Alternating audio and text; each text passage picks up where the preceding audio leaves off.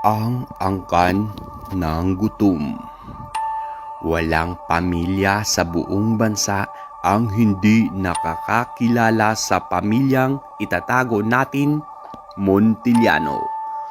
Ang kanilang mga pangalan ay nakaukit sa mga mall, bangko, ospital at paaralan. Mga gusaling tila mga templo ng kaunlaran sa mata ng publiko. Sila ang larawan ng disiplina, katalinuhan at basbas ng langit. Ngunit sa ilalim ng marmol na sahig, ang kanilang mga gusali, may ibang Diyos na sinasamba, si Impong Rodrigo. Hindi si Impong Rodrigo ang nangangaso. Ang mga Montiliano mismo ang nagdadala ng handog. Ang unang kasunduan noong unang panahon nang ang unang Montiliano ay isang kahabag-habag na mangangalakal na nalulunod sa utang. Siya ay umakyat sa bundok, dala ang kanyang panganay na anak. Sa isang yungib na amoy kalawang at nabubulok na laman, doon niya hinarap si Impong Rodrigo.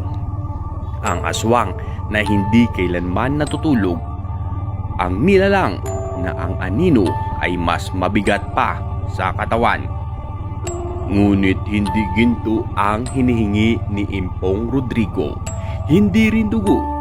Sanayin niyo ang inyong mga sarili sa pagkain ng tao. Bulong nito. Sapagkat kapag natutunan niyo ang lasa, hindi na kayo makakaalis. Ang unang handog ay ang sariling anak, at doon nagsimula ang sumpa. Ang sumpa ng laman. Hindi agad naging halimaw ang mga Montiliano. Sa una, panaginip lamang. Panaginip ng pangatngat, ng panguya sa kartilago, ng pagtagas ng dugo sa pagitan ng mga ngipin.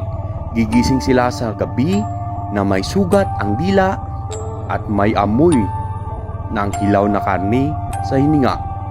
Hanggang sa isang araw, hindi na panaginip. Tuwing may itatayong gusali, may tinatawag silang seremonya ng pundasyon. Hindi ito blessing.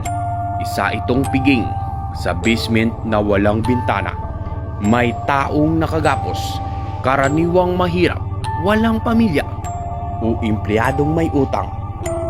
Buhay pa, humihinga, nakatingin. Ang mga Montiliano nakasuot ng mamahaling damit ay uupo sa paligid at kakain. Hindi sila nagiging aswang sa anyo. Aswang ang kanilang laman loob. Si Impong Rodrigo ay tagamasid lamang.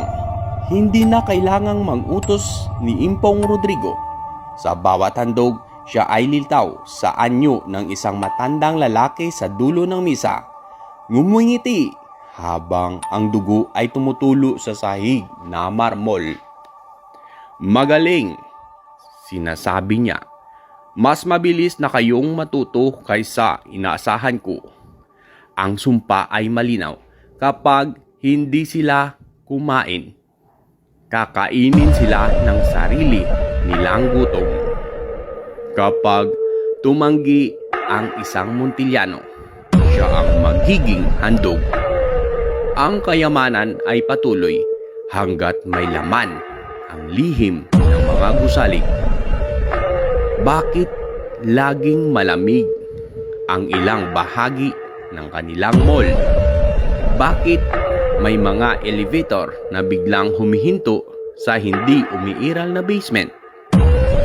Bakit may mga empleyadong hindi na umuwi? Dahil sa ilalim ng bawat gusali, may butas ng alay.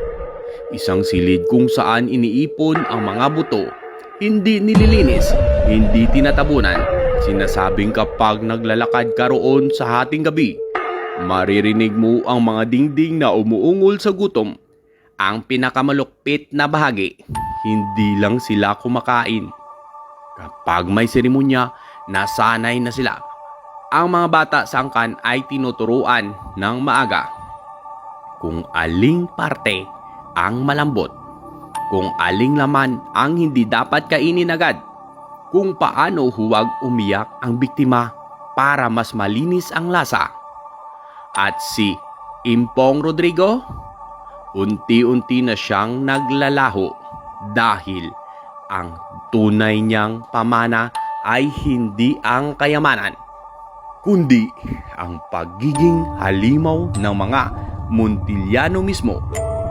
At ngayon, kung ikaw ay pumasok sa isa sa kanilang gusali at nakaramdam ka ng biglaang gutom, kung parang masarap ang amoy ng taong katabi mo, kung tila may bumubulong sa tiyan mo, huwag kang magtaka.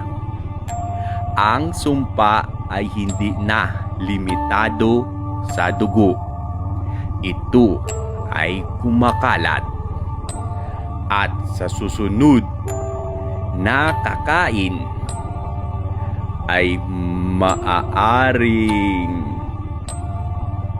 ikaw.